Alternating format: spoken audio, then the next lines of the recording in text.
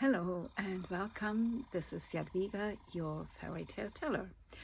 Today we're going to talk about the cruelty in fairy tales. Some people say fairy tales are so terrible and cruel you cannot talk them to children. This is impossible because this is too much for a little children's soul. But let's see whether this is really right. So when I think about cruelty in fairy tales, the first thing that comes to my mind is the wolf. Little Red Cap is eaten, or better, swallowed by the wolf. And this is really not such a nice vision. But what happened? So the wolf in our Western culture represents the aggressive, the greedy beast. But the wolf also shows our dark side, the shadow sides, which we all have, even though we don't like that. But nobody is 100% light and nobody is 100% dark. We are all a mixture somewhere. And the wolf represents and shows us our dark sides, which we do not want to look at. And the wolf is the seductor. And in the case of Little Red Cap, this is actually the case. Because the mother, before Little Red Cap goes to her grandmother, the mother says, and stay on the right path. And what the wolf does is says, come, look here, these flowers, these beautiful flowers. Wouldn't you like to pick some for your grandmother? And we can see this in a symbolic sense for the seductor. And then Little Red Hood, or Little Red Cap, is swallowed by the wolf. First the grandmother, and then Little Red Cap. But the wolf does not tear them apart and bite them. He just swallows them in whole. And this means we all know situations or maybe people who are so strong, so overwhelming that we feel like being trapped, unable to move. We cannot see any light. This is the case when we are in a depression. We are in a dark, tidy space and we cannot see any way out. And this is how it feels to be in the wolf's belly. So what the story tells us, even when we're in such a hopeless situation, like tied together, not being able to move, seeing no light, seeing no chance, there is help. And in this case, the help comes by the hunter who cuts open the belly of the wolf, and Little Red Hood jumps out happy and healthy, just like the grandmother. And don't question how a grandmother and a child find place in the wolf's belly. So this is another sign that it's just a symbol. And you can be assured that Little Red Hood is not the same when she jumps out of that belly as before, because she has gone through a process. And this is the important message of that story. It's very similar with the 7 little goats.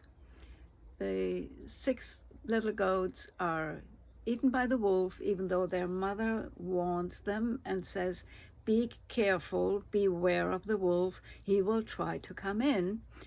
And eventually, the wolf is so smart that the little goats think it's their mother and they open the door. And he eats and finds 6 of them, but not the youngest.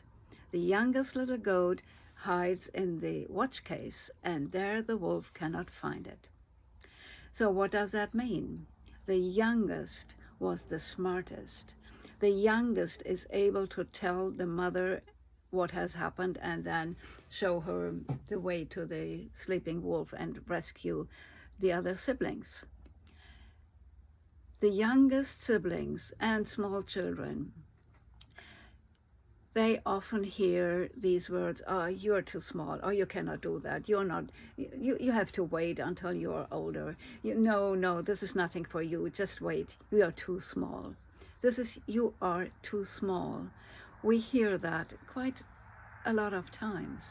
And now imagine this tiny youngest goat child that probably has heard that a lot of times.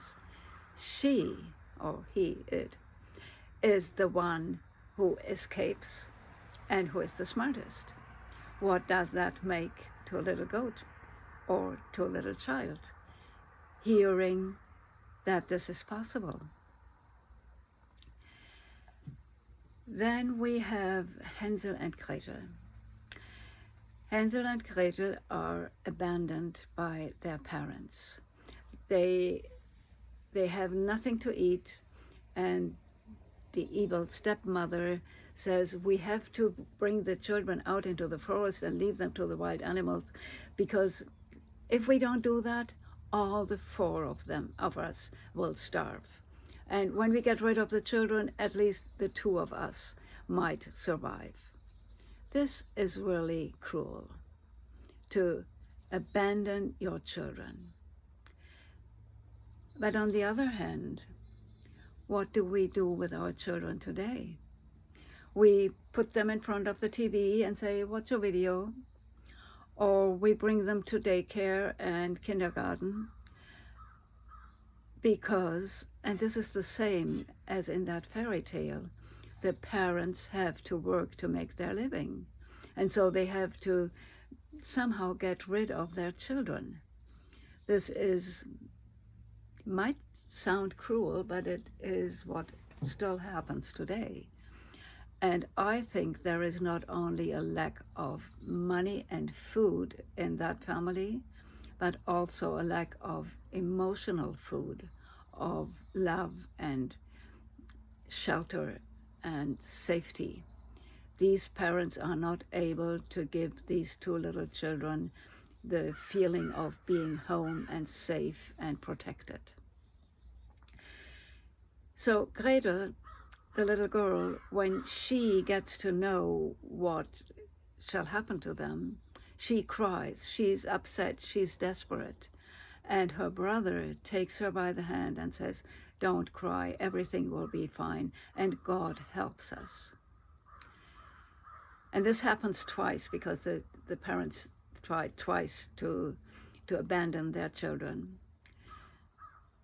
And both times, Hansel is the one who comforts his sister and says, God will help us, don't worry, we are safe. And then things turn around. They get into the witch's house, and Hansel is caught in that cage, and Gretel has to do all the work. And now she even has to prepare the kettle with water where Hansel should be boiled in. And of course she's desperate. She's really desperate. And then the witch says, well, we will bake some bread too. And she fires the stove and then opens the door to the stove and says, oh, Gretel, go in there, have a look whether the fire's already good. And Gretel, number one, she realizes this is a trap. Number two, she pretends to be stupid and says, I don't know how to do that, please show me. And number three, she pushes the witch into the stove and slams shut the door. So what has happened to that girl? From the crying little helpless girl to the one who rescues the two of them and who takes action. She is not just sitting there crying anymore. She takes action. She burns the witch, the evil. And imagine what a transformation has happened to that little girl. I I love that, and I'm so happy for little Gretel. Now there is this aspect of the witch wanting to boil the children in that kettle, and the kettle is a round, big round thing, and reminds us to our uterus where we come from, and reminds us to earn where we go when we have left our bodies, and symbolizes the earth, the wholeness, the everything. So some interpretations say that this aspect is really important, that we do not deny this part of the story. And I think it's really amazing what happens to those two little children. And at the end they come home and they bring all the pearls and money and gold back to their parents. The stepmother has passed away, fortunately, so now they are in wealth and happiness with their father. And there is not even the need of forgiveness. I think this is really remarkable, that the children immediately go home and they don't say, hey parents, why did you bring us to that forest and thought we would be eaten by the wild animals? No, they don't talk about that. And they are in peace with their parents. There is no need for forgiveness. Okay, I hope that was a little bit inspiring, and see you hopefully with the next YouTube video. Bye.